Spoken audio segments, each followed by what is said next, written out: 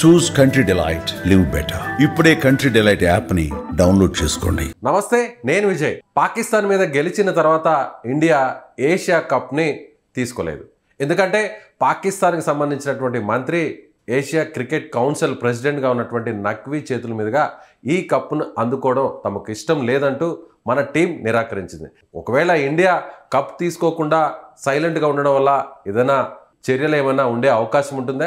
Pakistan minister Naqvi ఆ కప్పును నేరుగా తనతో పాటు హోటల్ రూమ్కి తీసుకెళ్లడం కరెక్టా కాదా? దీని గురించి డిస్కస్ చేద్దాం. మనతో పాటున్నారు సీనియర్ స్పోర్ట్స్ అనలిస్ట్ చంద్రశేఖర్ గారు. చంద్రశేఖర్ గారు, మనం అనుకున్న విధంగానే ఇండియా ఒక హోరాహోరీ మ్యాచ్లో పాకిస్తాన్ని మట్టి కరిపించింది. సో మీరేమంటారు? ద రియల్ ఫైనల్స్ అంటే క్రికెట్ ఫ్యాన్స్ కావాల్సినటువంటి మజానైతే అందించగలిగింది. Of course really thanks to our own Tilak Varma. అద్భుతమైనటువంటి ఇన్నింగ్స్ ఆడాడు. ప్రతి భారతీయ హృదయం ఉప్పొంగేటువంటి విధంగా చేశారు.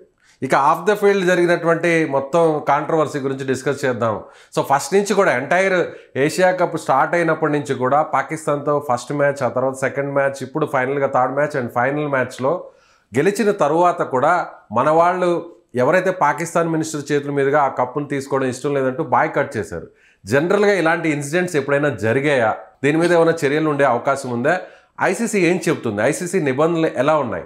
ఇండియా పాకిస్తాన్కి ఏ రకమైనటువంటి రాజకీయపరమైనటువంటి సంబంధాలు కొనసాగట్లేదు. చాలా ఉద్రిక్తమైనటువంటి వాతావరణం నెలకొన్నటువంటి సందర్భం. అసలు ఇండియా పాకిస్తాన్ మ్యాచ్ల్ని బహిష్కరిస్తే బాగుండు అని ప్రతి భారతీయుడు కోరుకున్నటువంటి సందర్భం. సో కాబట్టి అంటే nobody is ready to accept that.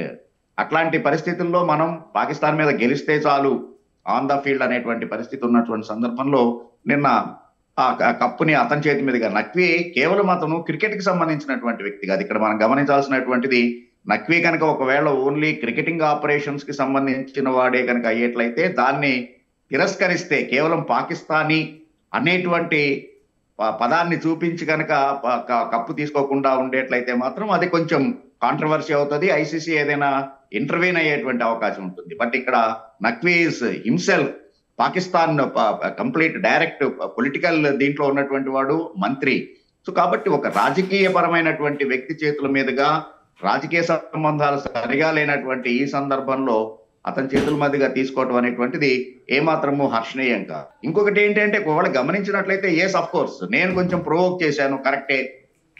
For of the moment ఆ రకమైనటువంటి ఎమోషన్స్ తోటి నేను అగ్రెసివ్ గా చేశాను అంటే కనుక నఖ్వీ అక్కడ ఒక పెద్ద మనిషిగా ఉండి పోడియం మీద మన తిలక్ వర్మ కానీ లేకపోతే కనుక అభిషేక్ శర్మ వీళ్ళు ట్రోఫీలు తీసుకుని ఇండివిజువల్ మెడల్స్ తీసుకుని వచ్చినప్పుడు అతను కనీసం అప్రిషియేట్ చేయాలి, చప్పట్లు కొట్టాలి.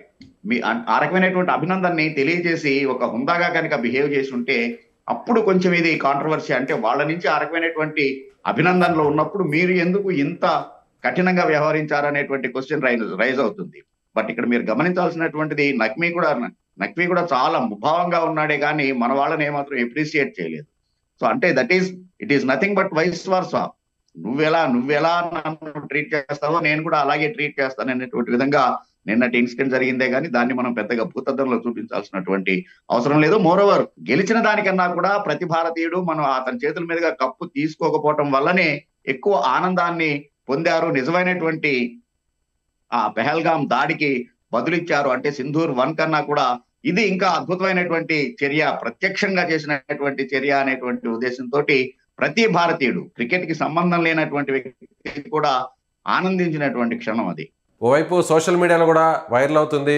అనౌన్స్ చేసినా కూడా మన వాళ్ళు రాకుండా అక్కడే గ్రౌండ్లోనే అసలు పట్టించుకోకుండా కూడా బాయ్కాట్ చేసినటువంటి దృశ్యాలంతా కూడా ఇప్పుడు సోషల్ మీడియాలో వైరల్ అవుతున్నాయి. మరోవైపు Asia cup president and Pakistan minister కూడా నఖ్వీ కూడా ఆ కప్ని నేరుగా తనతో పాటు హోటల్ రూమ్కి తీసుకెళ్లాడు. సో దీన్ని ఎలా చూడాలంటారు? ఇది కొంచెం దుందుడుకు చర్యగానే, అంటే కవ్వింపు అగ్నికి ఆజ్యం పోసినట్టుగానే ఉంది. ఎస్, ఒక పెద్ద మనిషిగా నువ్వు ఏసీసీ ప్రెసిడెంట్ గా హెడ్ గా ఉన్నప్పుడు ఏషియన్ క్రికెట్ కౌన్సిల్ లాంటి ఒక అత్యుత్తమైనటువంటి ఆర్గనైజేషన్ కి ఒక వింగ్ కి హెడ్ గా ఉన్నటువంటి సందర్భంలో స్పోర్టివ్ గా బిహేవ్ చేసి ఉంటే బాగుండేది. ఇండియా ఎట్లాగో వచ్చి కప్పు తీసుకోవట్లేదు నీ చేతుల మీదుగా అనేటువంటి విషయం తెలిసినప్పుడు అయిపోయిన తర్వాత దాన్ని అట్లాగే పోడియం మీద కనుక ప్రెజెంటేషన్ ఆ పోడియం మీద వదిలేసి ఉంటే కనుక ఇంకొంచెం హుందాగా ఉండేది. అలాగా కాకుండా అతనితోటి తీసుకెళ్ళటం అనేటువంటిది చాలా ఆశ్చర్యాన్ని కలిగించినటువంటిది. అంత అనుభవం ఉన్నటువంటి వ్యక్తి. ఎందుకంటే ఈవెన్ అతనికి being a president of ACC అతనికి కూడా తెలుసు, ఒకవేళ ఆ రోజున అతను ఆ ట్రోఫీని ఇండియన్ కెప్టెన్ కి ఇవ్వలేకపోయినా కూడా ఎట్ ద ఎండ్ నవంబర్ లో జరిగేటువంటి ఐసీసీ సర్వసభ్య సమావేశంలో అతన్ని ఐసీసీకి హ్యాండ్ అవుట్ చేయాల్సినటువంటి పరిస్థితి ఉంటుంది. ఆటోమేటిక్ గా ఐసీసీ నుంచి బీసీసీఐకి చేరుతుంది ఆ ట్రోఫీ. సో కాబట్టి మనం గెలిచినటువంటి ఆ కప్పు ఎక్కడికి పోదు, మన దగ్గరే ఉంటుంది, మన బీసీసీఐ ఆఫీస్ లోనే ఉంటుంది. ఆ సంగతి అతనికి తెలిసి కూడా ఆ రకంగా చేయటం అనేటువంటిది నిజంగానే ఒక రకమైనటువంటి మూర్ఖపు చర్యగానే. సో కాబట్టి ఆ రకమైనటువంటి చర్య చేయనప్పుడు ఆటోమేటిక్ గానే మన భారతీయ ప్లేయర్స్ అందరికీ కూడా ఇంకా ఎక్కువగా కోపం వచ్చింది. ఒకవేళ అలా చేస్తుంటే ఏమో సిచ్యువేషన్ కొంత మారుండేటువంటిదేమో.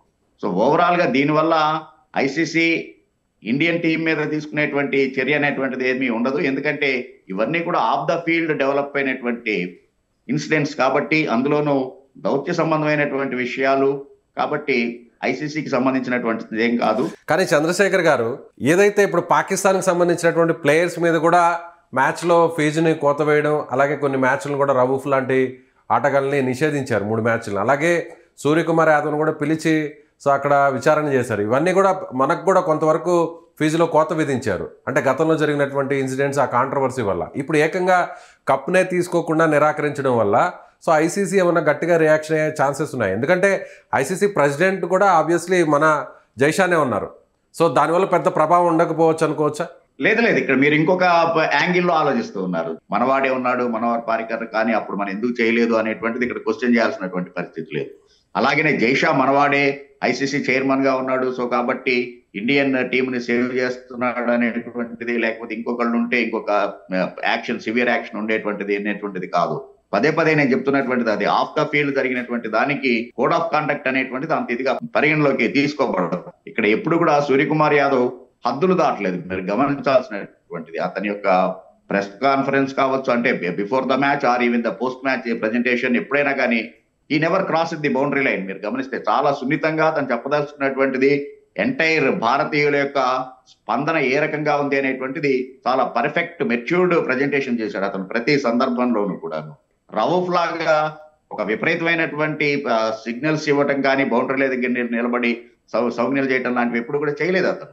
సో అందుకని కేవలం మన యొక్క మనోభావాలు ఏ రకంగా ఉన్నాయి ఆఫ్టర్ దట్ పహల్గామ్ అనేటువంటి దాన్ని అతను ఒక రిప్రజెంటేటివ్ గా, ఇండియన్ రిప్రజెంటేటివ్ గా, not only the cricket captain, ఒక ఇండియన్ రిప్రజెంటేటివ్ గా అతను తన యొక్క భావాలను తెలియజేశాడు. కాబట్టి it is acceptable and ICC has no right to take any action.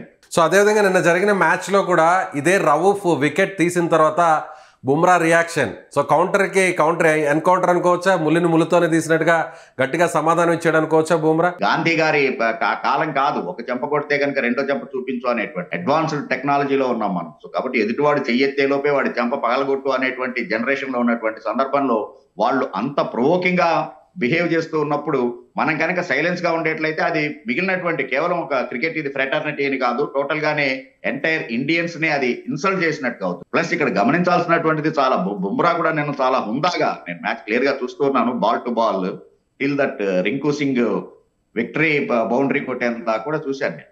So కాబట్టి ఎక్కడా కూడా మన వాళ్ళు బౌండరీ లైన్ దాటలేదు. మీరు గమనించాల్సినటువంటిది అది with in the line, with in the law మన వాళ్ళు బిహేవ్ చేశారు. అగ్రెసివ్ గా ఏమీ చేయలేదు. కేవలం బుమ్రా కేవలం ఇలా డౌన్ అయిపోయింది, అది ఇట్ ఈస్ ల్యాండెడ్ అనేటువంటి రకంగా అతను సిగ్నల్ ఇచ్చాడే కానీ కేవలం మిగిలినటువంటి ఇదిగా ఏమీ అగ్రెసివ్ గా చేయలేదు. కాబట్టి it is accepted. Right sir, thank you so much. Thank you very much.